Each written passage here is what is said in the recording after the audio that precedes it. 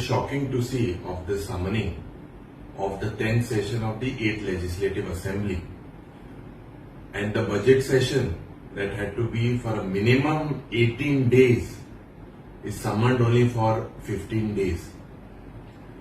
As per the rules and procedure, Rule 258 and 259, 258 states that there has to be a debate for 3 days on the annual financial statement on the reply to the budget, and 259 states that for the demands for grants, a minimum of 15 days have to be taken into to make sure that issues are highlighted.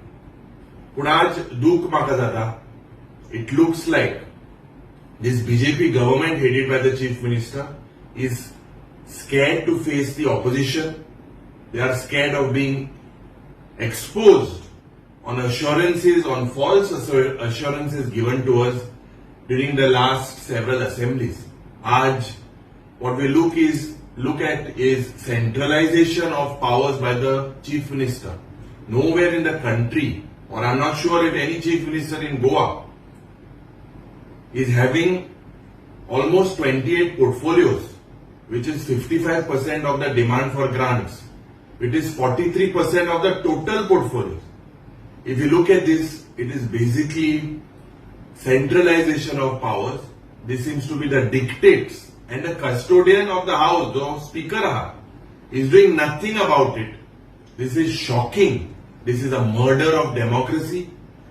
I do not know why Business Advisory Committee about several issues, and the last time we were promised of 21 days would be taken, and the Chief Minister is on record.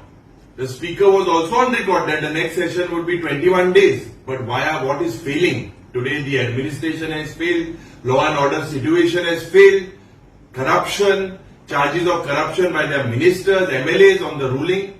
It is a complete failure. Goa is turning into a banana republic.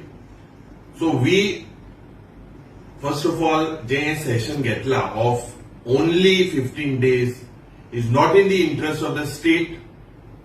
This is not what democracy stands for. This is a murder of democracy. And we will speak on several issues and make sure that this government is exposed on all the fronts in the coming assembly session. तुम्ही पळयतात गोंयकारपण, गोंयकारांचो गोंयकारा खातीर.